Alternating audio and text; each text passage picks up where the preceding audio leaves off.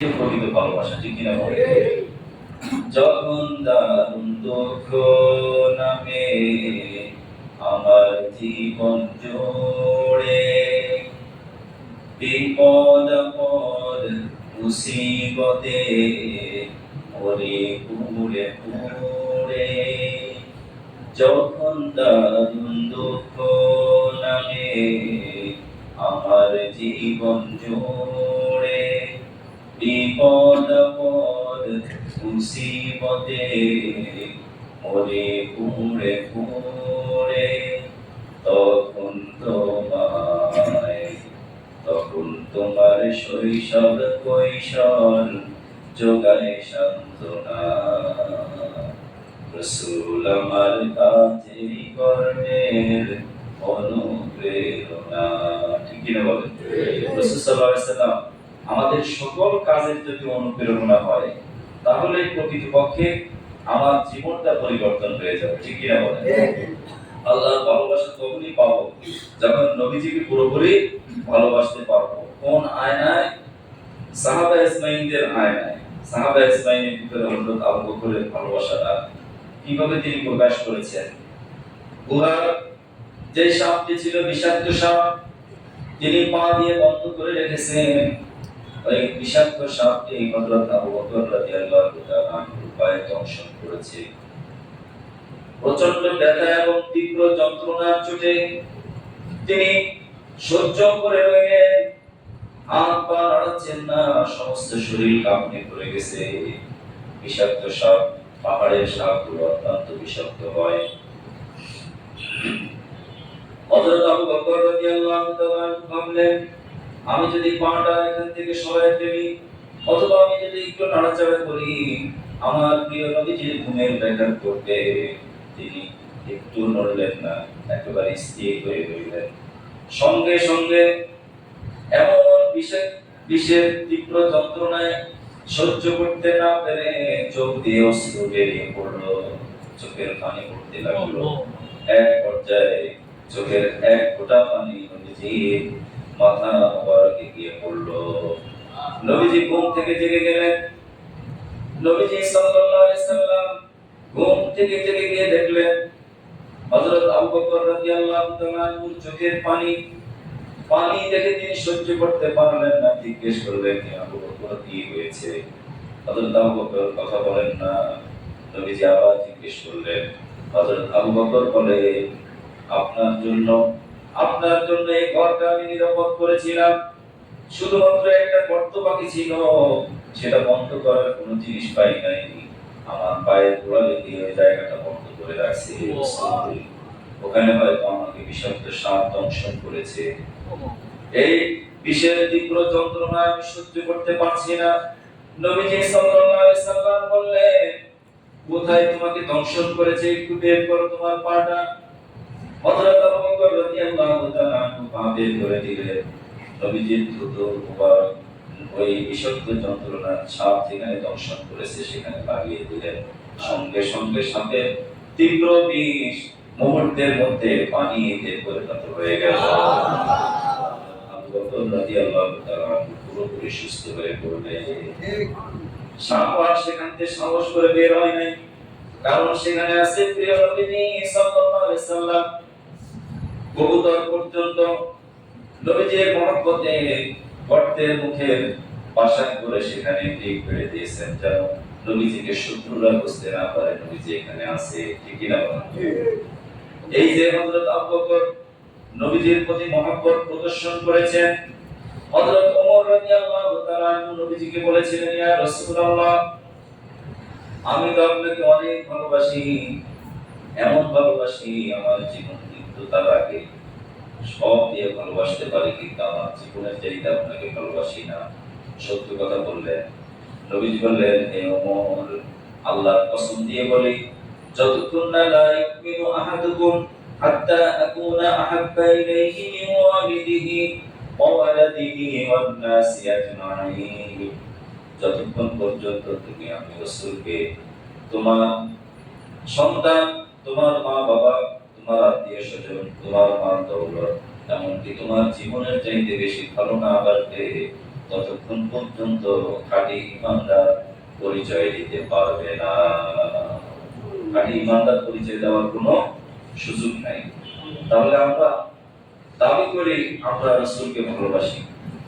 রাসূলকে ভালোবাসা মানে এই নয় যে আমি শুধুমাত্র 12 রবিউল আউয়ালের দিন শোভাযাত্রা করব, পতাকা মিছিল করব, এরপরে নামাজ পড়বো না, নবীজির আদর্শ মানব না, এরপরে প্রকৃত ভালোবাসা নয়। প্রকৃত ভালোবাসা এটা কখনো প্রকৃত ভালোবাসা হতে পারে না।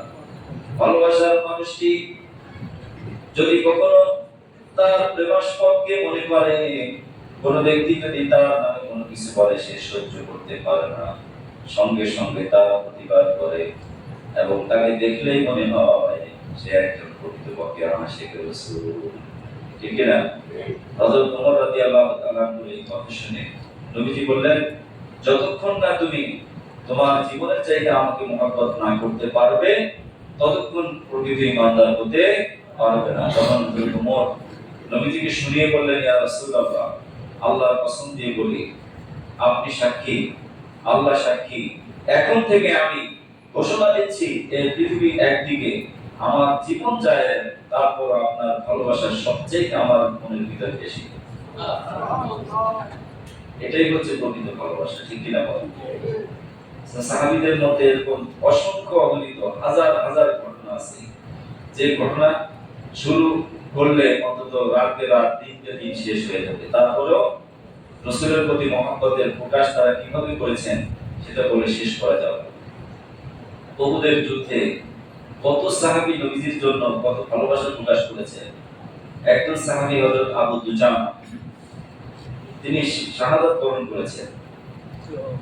যখন কাফের মুশরিকরা বিভিন্ন দিক দিয়ে তীর এবং বর্ষা নিক্ষেপ করছে, তখন তো আর বন্দুকের গুলি ছিল না, বোম ছিল না, তখন কি ছিল?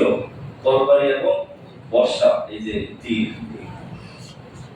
তো কাফের মুশরিকদের তীরের আঘাতে সাহাবায়ে ইজমাইন অনেকে শাহাদাত বরণ করেছেন। আমরা জানি উহুদের যুদ্ধের ঘটনা, নেতার নেতৃত্ব না মানার কারণে সাময়িক পরাজয় বরণ করতে হয়েছে, কিন্তু চূড়ান্ত বিজয় দিয়েছেন আল্লাহ রাব্বুল আলামিন সাহাবীদেরকে। সুবহানাল্লাহ।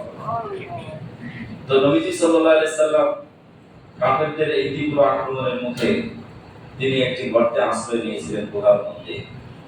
তারপরও কাফের মুশরিকরা নবীজিকে লক্ষ্য করে বিভিন্ন তীর এবং বর্ষা নিক্ষেপ করছে।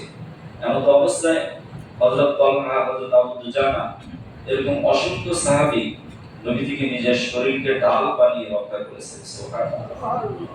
এটা বর্তমান যুগে সম্ভব?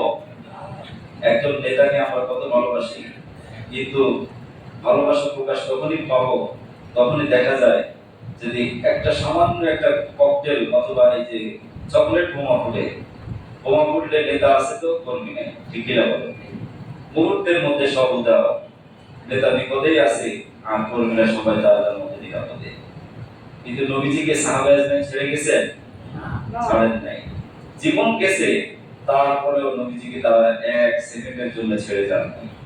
হযরত আবু দুজানা, তিনি নবীজি সাল্লাল্লাহু আলাইহি সাল্লাম হাদিসের বর্ণনা মতে যখন দেখলেন যে বিভিন্ন জায়গা থেকে বেশি তরবারি এবং বর্ষা তীরের আঘাত আসছে, ঠিক ওই দিকে তিনি পিঠ দিয়ে নবীজি সাল্লাল্লাহু আলাইহি সাল্লামকে এভাবে জড়িয়ে ধরে রাখলেন।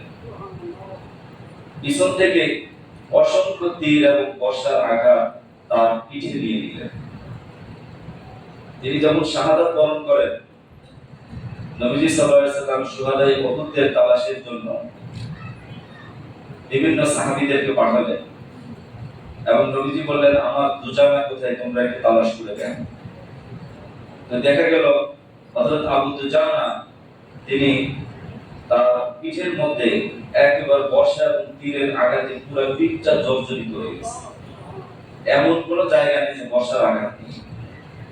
এত অসংখ্য তীর তিনি সহ্য করেছেন, প্রিয় নবীজি সাল্লাল্লাহু আলাইহি সাল্লামকে তাদের মতো রক্ষা করেছেন। সুবহানাল্লাহ।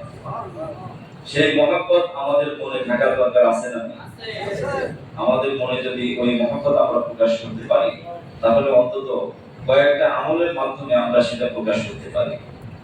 আর আমলগুলো যদি আমরা অব্যাহত করি, তাহলে আমাদের মনে রাসূল সাল্লাল্লাহু আলাইহি সাল্লামের প্রতি ভালোবাসা যেমন আছে, তার চেয়ে আরো মাত্রা বৃদ্ধি পাবে। এটা আমাদের প্রয়োজন আছে না? আছে। প্রত্যেকে আমরা রাসূলকে ভালোবাসি, কিন্তু কোন পদ্ধতিতে ভালোবাসবো সেটাও বললাম। এখন কোন কাজগুলো করলে নবীজির প্রতি ভালোবাসা আরো বাড়বে সেটাও আমাদের জানা দরকার আছে না? এক নম্বর, যেটি নবীজি নিজে আমল করেছেন এবং নিজে মিলাদ পালন করেছেন। এই যে ঈদ মিলাদুন নবী, নবীজির দুনিয়াতে আগমনের কারণে যে আমরা খুশি, নবীজি সেটা প্রকাশ করেছেন। প্রতি সোমবারে নবীজি নিজে রোজা রেখেছেন, ঠিক কিনা বলেন? রোজা পালন করে তিনি বলেছেন, ইন্নী উলিদতু, যে আমি আজকের এই দিন জন্মগ্রহণ করেছি, এই জন্মের আনন্দে আমি আজকের এই দিনে রোজা রাখছি। অতএব কোন ব্যক্তি যদি এই আমলটা অব্যাহত রাখে, সার্বক্ষণিক, শারীরিকভাবে বেশি অসুস্থ না হলে, মোটামুটি যারা সুস্থ আছে, আমরা যদি এই নিয়ম করে নিতে পারি যে আমরা সর্বক্ষেত্রে সব সময় যেখানেই থাকি, সফরে থাকলে সেটা ভিন্ন কথা, সুস্থ থাকলে সোমবারের রোজা কখনো মিস করব না ইনশাআল্লাহ। কোন ব্যক্তি যদি নবীজির মহব্বতে এই আমলটা একটু করে দেখে, আমরা অনেকে পারি না, কিন্তু করে দেখি, নিশ্চিতভাবে এটা যেহেতু নবীজি আমল করেছেন, 100% এতে কোনো সন্দেহ নেই, নবীজির প্রতি তার ভালোবাসা অনেক বেড়ে যাবে। দ্বিতীয় আমল হলো যে আমরা নবীজির শেখানো বিভিন্ন দোয়া রয়েছে দৈনন্দিন জীবনে, আমাদের 24 ঘন্টার যে আদিয়ায়ে মাসনুনা, যেগুলো আমরা বিভিন্ন সময় পড়ি, যেমন ঘুমাতে যাওয়ার দোয়া, ঘুম থেকে ওঠার দোয়া, মসজিদে প্রবেশের দোয়া, মসজিদ থেকে বের হওয়ার দোয়া, খাবারের শুরুতে দোয়া, খাবারের শেষে দোয়া, এভাবে দোয়া যেগুলো রয়েছে নবীজি সাল্লাল্লাহু আলাইহি ওয়াসাল্লাম নিজে পড়েছেন, এই দোয়াগুলোর ইহতিমাম করি, বেশি বেশি এই দোয়াগুলো করি, দেখবেন নবীজির প্রতি ভালোবাসা আস্তে আস্তে কি হবে? বৃদ্ধি পাবে। 3 নম্বর হলো নবীজির সুন্নাহকে আমরা সব সময় তালাশ করব, সব সময় অনুসন্ধান করব, যেখানে যাব, যেই কাজই করব, অন্তত মনের ভিতরে এই জিনিসটা রাখবো যে এই সময় আমার নবীজি কি করেছেন, এই কাজটা নবীজি কিভাবে করেছেন। আমি চেষ্টা করব, পারি আর না পারি, অন্তত এতটুকু আন্তরিকতার কারণে আমার মনের ভিতর আল্লাহ রাসূলের প্রতি ভালোবাসা অনেক বেশি হয়ে যাবে।